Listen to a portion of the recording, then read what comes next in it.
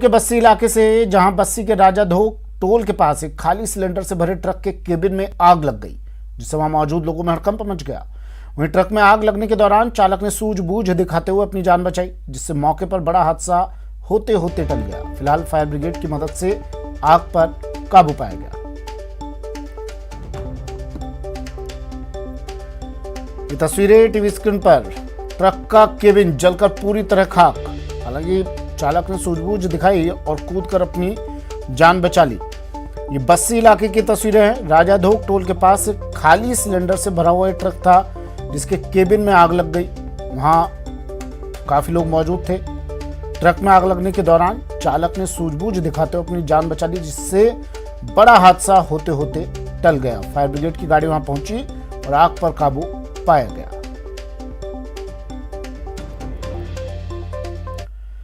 RAS परीक्षा 2021 की मुख्य परीक्षा अपनी तय तारीख पर होगी या नहीं, राजस्थान हाईकोर्ट में चल रही एक सुनवाई पर इसका भविष्य टिका है। दरअसल आरएएस प्री परीक्षा में गड़बड़ी को लेकर दी गई याचिका पर सोमवार को भी सुनवाई अधूरी रही। अब कोर्ट आज भी इस पर सुनवाई जारी रखेगा। पिछले कई दिनों से आरएएस मेंस परीक्षा की तिथि बढ़ाने की मांग को लेकर धरना दे रही है। ऐसे में हाईकोर्ट से आने वाला आदेश इन अभ्यर्थियों के लिए भी राहत की खबर ला सकता है। याचिका में प्री के पेपर में आए 12 सवालों के जवाब और डिलीट सवालों को चुनौती दी गई है।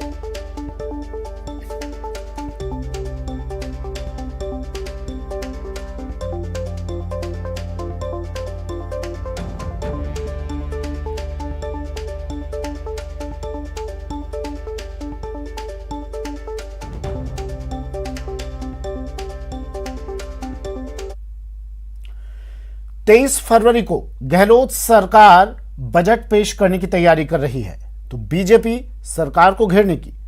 पिछले बजट के 7 संकल्प को लेकर बीजेपी के प्रदेश अध्यक्ष ने सरकार पर 7 बड़े वार किए हैं। राजस्थान कितना निरोगी है ये आपके सामने है, लेकिन बड़े जोर शोर से ये वायदा किया था कि हम लोग जनता क्लिनिक खोलेंगे। ऐसे 172 जनता क्लिनिक की घोषणा हुई थी। पिछले बजट से ऐन पहले जयपुर के किसी कोने में कुछ जगह चिकित्सा मंत्री जी ने फीते जरूर काटे थे, पर उसकी अभी फिजिकल स्टेटस अभी किसी को ही नहीं पता है। जो निरोगी राजस्थान का संकल्प था वो मुख्यमंत्री जी का 3 वर्षों के बाद भी अधूरा ही दिखता है। संपन्न किसान, अब किसान कितना संकल्प है ये अंदाज लगा सकते हैं कि अभी 3 दिन पहले भीलवाड़ा के किसान ने आत्महत्या की। उससे पहले दर्जनों किसानों की आत्महत्या की खबरें गंगानगर, हनुमानगढ़ और दूसरे जिलों से भी आई। और इसका बड़ा कारण है कर्जा माफी। वहां पर सरकार पूरे तरीके से विफल हुई है। हमारी मांग रहेगी कि इस बजट में किसानों की कर्जा माफी का ऐलान सरकार करे। महिला, बाल एवं वृद्ध कल्याण, आप सब जानते हैं कि इस समय राजस्थान में महिलाओं के अपराध सर्वाधिक हैं, सर्वाधिक अत्याचार हैं, और एक आंकड़े के मुताबिक 18 बलात्कार प्रतिदिन होते हैं। सक्षम मजदूर, छात्र, युवा और जवान, देखिए राजस्थान के विद्यार्थियों की, नौजवानों की क्या दशा वो आपसे छुपी हुई नहीं है। एक संस्था है centre for monitoring of Indian economy, उसका सर्वे कहता है कि 27% बेरोजगारी ये राजस्थान में है। शिक्षा का परिधान, हमारा संकल्प शिक्षा का परिधान। राजस्थान के शिक्षा के इंफ्रास्ट्रक्चर के बारे में यदि ठीक से आप आकलन करेंगे तो अधिकांश स्कूल बुनियादी सुविधाओं से वंचित हैं। अभी भी बहुत सारे स्कूल्स में उस तरीके के बुनियादी जरूरतें पूरी नहीं हुई हैं। क्लासरूम्स की कमी है, टॉयलेट्स की कमी है, बिजली के कनेक्शंस भी नहीं है। पानी को लेकर एक बड़ी महत्वाकांक्षी योजना जल जीवन मिशन, और उस मिशन पर आधे हिस्से में केंद्र और राज्य सरकार को काम करना था। भारत की सरकार ने अपने निश्चित निर्धारित समय पर अपना पैसा राजस्थान की सरकार को ट्रांसफर किया।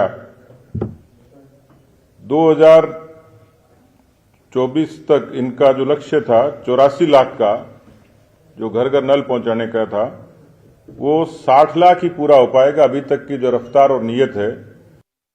कौशल व तकनीकी प्रदान, मुझे लगता है कि सरकार को इन सारे संकल्पों के बारे में, लेकिन इस संकल्प के बारे में तो सरकार को कोई व्हाइट पेपर देना चाहिए कि आपने कितने लोगों को स्किल किया, कितने लोगों को तकनीकी से दक्ष किया, कितने नौजवानों को, और राजस्थान के कितने नौजवानों को उसका लाभ मिला है।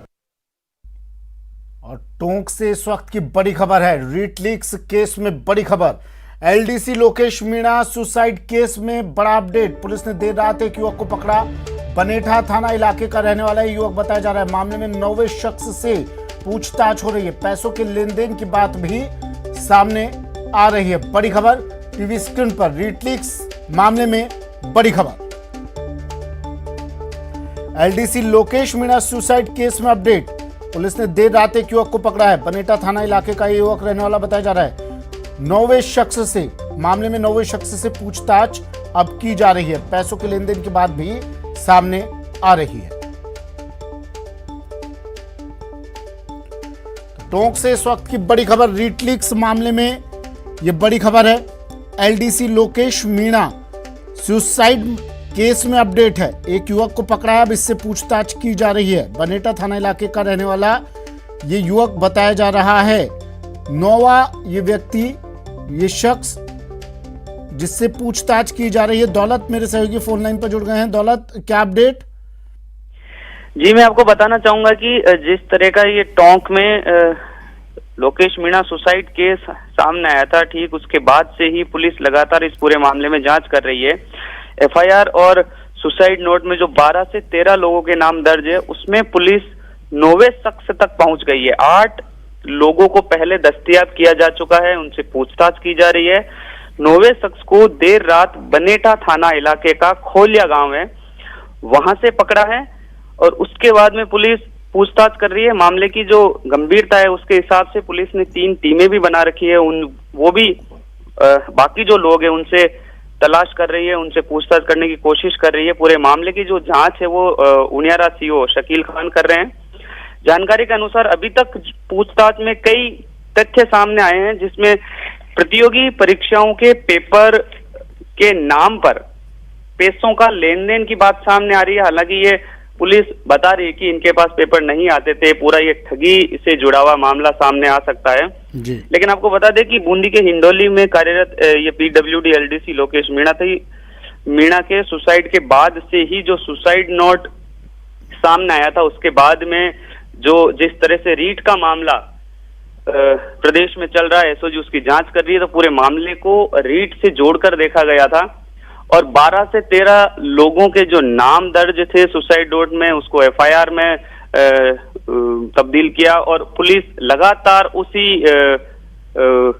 लाइन पर पूछताछ कर रही है और कोशिश की जा रही है कि किस तरह से प्रदेश में ये प्रतियोगी परीक्षाओं के नाम पर जिस तरह से ठगी होती थी या जिस तरह से प्रतियोगी परीक्षाएं लीक होने की जो बात सामने आ रही कि पेपर आउट होते थे, पूरी पुलिस उस लाइन पर जांच कर रही है। जी ठीक है, शुक्रिया दौलत तमाम जानकारी के लिए।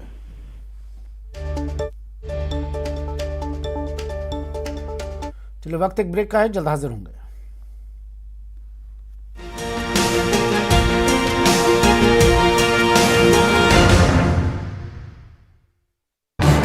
इस न्यूज हेडलाइंस के प्रायोजक पेट सफा आयुर्वेदिक जून, पेट सफा हर रोग दफा।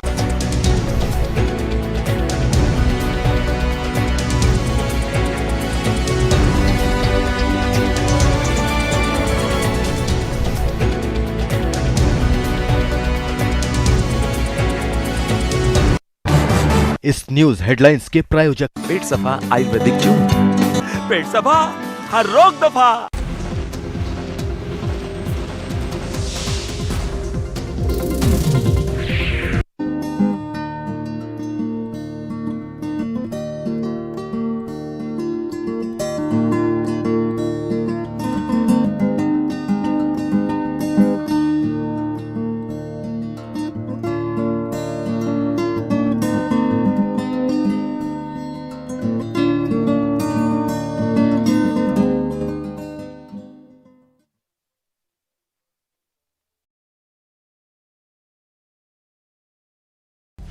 नाथद्वारा नगर पालिका में लोकतंत्र अधूरा। कमेटियों का गठन तुरंत होना चाहिए, 90 दिन के अंदर ही हो जाना चाहिए, लेकिन आज तक गठन नहीं हुआ है। इससे काम डिवाइड नहीं हो रहा है। नगर पालिका यानी स्थानीय शासन, जिस पर उस इलाके के विकास की जिम्मेदारी होती है, लेकिन आधा कार्यकाल बीत जाने के बाद भी नगर पालिका में अगर कमेटियों का गठन ना हो तो अंदाजा लगाया जा सकता है कि वहां स्थानीय शासन का क्या हाल होगा। विडंबना देखिए, ये हाल है नाथद्वारा का, जो राजस्थान विधानसभा के अध्यक्ष सीपी जोशी का गृह नगर है। नवंबर 2019 में नगर पालिका चुनाव में यहां बहुमत से कांग्रेस का बोर्ड बना। स्थानीय निकाय के प्रावधान के अनुसार 90 दिन के अंतराल में कमेटियों का गठन किया जाता है, लेकिन करीब 2.5 साल पूरे करने जा रही नगर पालिका में अभी तक कमेटियों का गठन नहीं हो पाया है। हालांकि जब इस बारे में स्पीकर सीपी जोशी से पूछा गया तो उन्होंने इसे नगर पालिका प्रशासन के ऊपर डाल दिया। नाथद्वारा जो नगर पालिका है उसमें 2.25 साल हो गए, लेकिन अभी तक कमेटियों का गठन नहीं हुआ। कहीं पार्षदों में इसलिए कुछ नगर पालिका चेयरमैन से बात करें, वो हमेशा उनसे कई बार बात पूछा, आप ही का जिक्र करते हो। नगर पालिका का नियम और कानून है, जो काम नगर पालिका कैसे करना हो नगर पालिका करेगी। वहीं नगर पालिका अध्यक्ष इस सवाल के जवाब को नियमों का हवाला देकर स्थानीय निकाय विभाग पर डालते दिखे। इसमें यह है कि 90 दिन का तो बोर्ड बनते ही 90 दिन का अधिकार तो नगर पालिका को रहता है, उसके बाद राज्य सरकार का पास चला जाता है अधिकार। अभी हमने बोर्ड मीटिंग में, पिछली बोर्ड मीटिंग में प्रस्ताव लेके कमेटियों के लिए राज्य सरकार को भेज दिया। हालांकि नगर पालिका में नेता विपक्ष अध्यक्ष मनीष राठी के इस तर्क को स्वीकार करने को तैयार नहीं है। उनके मुताबिक ऐसा कोई प्रस्ताव अब तक नहीं भेजा गया। जितना गति से होना चाहिए उस गति से नहीं हो पा रहा है, तो मैं इस बात से सहमत हूँ कि कमेटियों का गठन शीघ्र होना चाहिए। जहाँ तक चेयरमैन साहब ने कहा कि किसी बोर्ड बैठक में, पिछली बोर्ड बैठक में ऐसा कोई निर्णय लिया, तो मेरे ध्यान में तो नहीं है किसी बोर्ड बैठक में ऐसा कोई निर्णय लेके राज्य सरकार को भेजा। चेयरमैन साहब ने व्यक्तिगत रूप से अगर कोई भेजा है तो वो जाने, बाकी कमेटियों का गठन जल्द से जल्द हो, मेरी भी यही मांग है। एक और कमेटियों का गठन सियासत की भेंट चल रहा है तो आमजन के कार्य नहीं होने के कारण पार्षदों में भी धीरे धीरे रोष पनपने लगा है, लेकिन कोई खुलकर बोलने को तैयार नहीं दिखता। Alkesh Sanadhya, news 18 network, Rajsamand. लेकिन कुछ चीज़ों का फैसला प्रकृति करती है और समय पे करती है। बीजेपी बजट सत्र में भले ही सरकार को घेरने की रणनीति बना रही हो, लेकिन पार्टी का अंदरूनी संकट भी खत्म होने का नाम नहीं ले रहा। वसुंधरा राजे और उनके कुछ समर्थकों के पार्टी कार्यक्रमों से दूरी के सवाल पर प्रदेश अध्यक्ष का ये दार्शनिक जवाब पार्टी के अंदरूनी खटपट को बयां करता है। हालांकि वो इस पूरे मसले को पार्टी आलाकमान के पाले में डालकर इससे बचते भी नजर आते हैं। इसका प्रभारी इसका ठीक जवाब तो प्रभारी जी दे पाएंगे, लेकिन पार्टी में बहुत मसले ऐसे होते हैं जिनका कोई टाइम बाउंड समय नहीं होता है कि उस समय उसका फैसला करेंगे।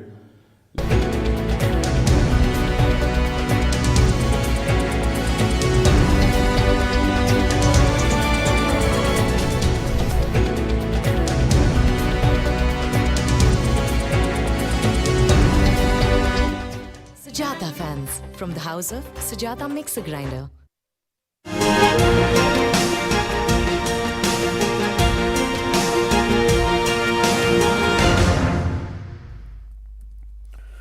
ब्रेक के बाद स्वागत है आपका। प्रदेश का बजट कल आने वाला है। मुख्यमंत्री अशोक गहलोत कल सुबह 11 बजे बजट पेश करेंगे।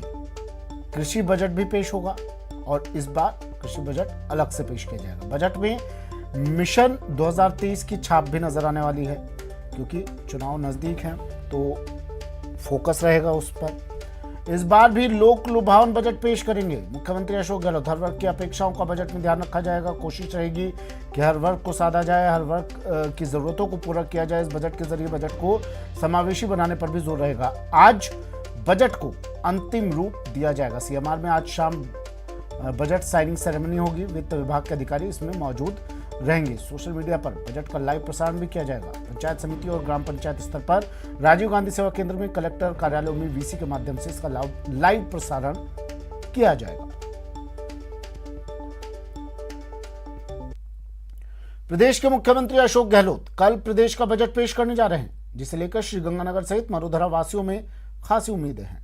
वेतन भोगियों के साथ साथ व्यापारी, महिला, किसान, युवाओं और बुजुर्गों की बजट से काफी उम्मीदें लगाए बैठे हैं। वहीं जिले के सीनियर सिटीजन और बुजुर्गों ने 23 फरवरी को पेश होने जा रहे बजट से खास उम्मीद लगा रखी है। साथ ही साथ देश में सबसे महंगी कीमत पर श्रीगंगानगर में बिक रहे पेट्रोल डीजल के दामों में कमी होने की भी लोगों को उम्मीदें हैं। वहीं बुजुर्गों ने तहसील स्तर पर डे केयर सेंटर बनाए जाने की भी मांग रखी।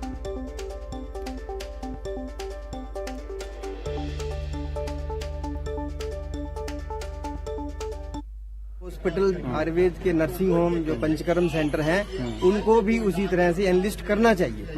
और जो ये खोल नहीं पा रहे हैं तो सरकार को इस तरह की सब्सिडाइज स्कीम लानी चाहिए। कंपाउंडर नहीं है, एक भी फोर्थ क्लास नहीं है वहाँ पर, तो इनके बिना इंडोर चल नहीं सकता। चिकित्सक तो लगा रखे हैं लेकिन और साफ है नहीं, ना ही पूरी औषधि व्यवस्था, आयुर्वेदिक चिकित्सा पद्धति को सुदृढ़ करने की जरूरत है। सुदृढ़ करने के लिए बजट सर्विस के लिए भी जरूरी है। एडमिट होकर दवाई लेना चाहे तो कहाँ से लेगा। नागरिक को बीमार होने पर भर्ती किया जाता है। जैसे कोई का ऑपरेशन होना है तो ऑपरेशन के अंदर ऑपरेशन की पूरा खर्चा सरकार वहन करे। उसमें से क्या है कि 50% ही होता है, बाकी पेंशनरों या वरिष्ठ नागरिकों को लगभग कैश पेमेंट करना पड़ता है। तो मैं आपसे निवेदन करूंगा कि सरकार पूर्ण वहन करे। थैंक यू जी, थैंक यू सर। आओ जी, आओ। कड़ी मेहनत और दृढ़ संकल्प लगभग कुछ भी संभव कर सकता है। न्यूज़ 18 की पहल बायजू के यंग जीनियस सीजन 2 में हम कई ऐसे बच्चों से मिले जिन्होंने अपने दृढ़ संकल्प के साथ वो किया है जो उनकी उम्र में लगभग असंभव प्रतीत होता है। यही हमने बायजूस यंग जीनियस सीजन 2 के इस सप्ताह के एपिसोड में देखा। आइए देखते हैं इसकी कुछ झलकियां। नमस्कार, मैं हूं आनंद नरसिम्हन, जीनियस के इस सफर में आपका साथी और सूत्रधार। और आज की हमारी पहली यंग जीनियस ने 10 साल की उम्र से अपनी मुश्किल हालातों और अपनी मजबूरियों को गर्दन से पकड़कर उन्हें धूल चटाकर साबित कर दिया कि वो एक धाकड़ जीनियस है। प्लीज वेलकम झारखंड के छोटे से कस्बे हटवाल से बड़े सपनों, बेमिसाल हिम्मत और मजबूत इरादों के साथ रेसलिंग में 2 बार नेशनल गोल्ड मेडल जीत चुकी 15 साल की चंचला कुमारी। प्लीज वेलकम कॉमनवेल्थ गेम्स में पहली बार विमेन्स रेसलिंग के लिए इंडिया को गोल्ड मेडल जिताने वाली और ओलंपिक्स के लिए क्वालिफाई करने वाली भारत की पहली महिला wrestler, the one and only Geeta Phogat. नमस्ते। नमस्कार। आइए बैठिए।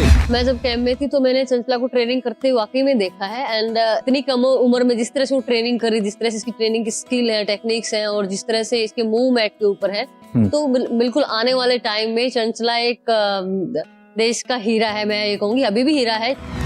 कैसी लग रही है ये एब्स्ट्रैक्ट पेंटिंग्स? ये इसे टूकन कहा जाता है। जो चित्रकार हैं, जो पेंटर हैं, 2 साल की उम्र में किया है इन्होंने। गजब के हैं ये। ग्लोबल चाइल्ड प्रोडिजी अवार्ड जीत चुके हैं। पुणे के रहने वाले अद्वैत कोलरकर।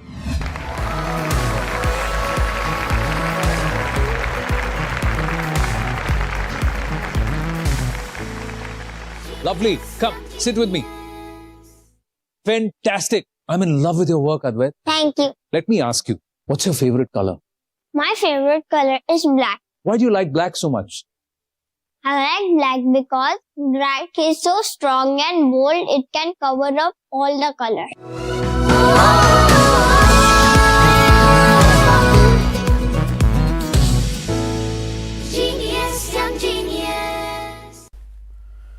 और बड़ी खबर आ रही है पोखरण से, जहां एक बेकाबू फॉर्च्यूनर गाड़ी पलट गई। हादसे में 3 लोगों की दर्दनाक मौत हो गई। 4 सवार इसमें गंभीर रूप से घायल हुए। एम्बुलेंस की सहायता से इन्हें पोखरण अस्पताल पहुंचाया गया। लाठी पुलिस मौके पर पहुंच चुकी है। शवों को गाड़ी से बाहर निकाल लिया गया है। मोहनगढ़ से जोधपुर ये लोग जा रहे थे। खेतोलाई के पास ये हादसा हुआ। बड़ी खबर पोखरण से, बेकाबू होकर गाड़ी पलटी, 3 लोगों की दर्दनाक मौत। बड़ी खबर टीवी स्क्रीन पर, 4 लोग गंभीर रूप से घायल, जिन्हें अस्पताल में भर्ती करवा दिया गया है। पोखरण में सड़क हादसा, शवों को गाड़ी से बाहर निकाला गया, घायलों को अस्पताल में भर्ती करवाया गया। 3 लोगों की इस हादसे में दर्दनाक मौत हुई। दौसा में जिला स्वास्थ्य समिति की मीटिंग में बवाल हो गया। दरअसल जिला परिषद सीईओ ने डॉक्टर पर आपत्तिजनक टिप्पणी कर दी, जिसके बाद डॉक्टर भड़क उठे। अखिल राजस्थान सेवारत चिकित्सक संघ का आरोप है कि जिला परिषद के सीईओ शिवचरण मीणा ने डॉक्टर्स से कहा कि आप लोगों से अच्छा तो आलू प्याज बेचने वाले होते हैं, जो साथ में धनिया देते हैं। इस तरह की टिप्पणी और चार्जशीट देने की धमकी देने के बाद डॉक्टर्स भड़क गए और मीटिंग का बहिष्कार कर दिया और मीटिंग में खड़े होकर काफ़ी देर तक जिला परिषद के मुख्य कार्यकारी अधिकारी को जमकर खरी खोटी सुनाई। इस मीटिंग में पहले कलेक्टर खुद शामिल थे, लेकिन कलेक्टर किसी अन्य मीटिंग को लेने के लिए चले गए तो जिला परिषद सीईओ मीटिंग में पहुंच गए। इसी दौरान ये विवाद हो गया। अब अखिल राजस्थान सेवा चिकित्सक संघ ने जिला परिषद सीईओ को हटाने और डॉक्टर से माफी मांगने की मांग रखी है।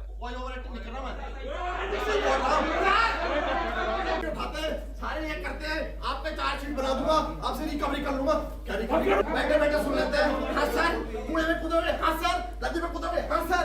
अरे तुमने आज डीएचएस की मीटिंग जब हो रही थी, उसमें कलेक्टर साहब ने जिस प्रोग्रामों को रिव्यू किया, रिव्यू करने के बाद वो किसी अन्य मीटिंग में चले गए तो सीओ साहब चुपचाप मीटिंग में आके बैठ गए। तो सीएमओ साहब ने उनका स्वागत किया। तो सीएमओ साहब को उन्होंने रूढ़ तरीके से बात की कि हमारा स्वागत हो गया। और फिर सीएमओ साहब की कुर्सी को, सीएमओ ऑफिस की टेबल कुर्सी और पूरे मेडिकल डिपार्टमेंट को अपनी प्रॉपर्टी बताया और सीएमओ साहब को यहाँ से हटाने की और चार्जशीट देने की चेतावनी दी। चलिए, बुलेटिन में फिलहाल इतना ही। दीजिए इजाजत, नमस्कार।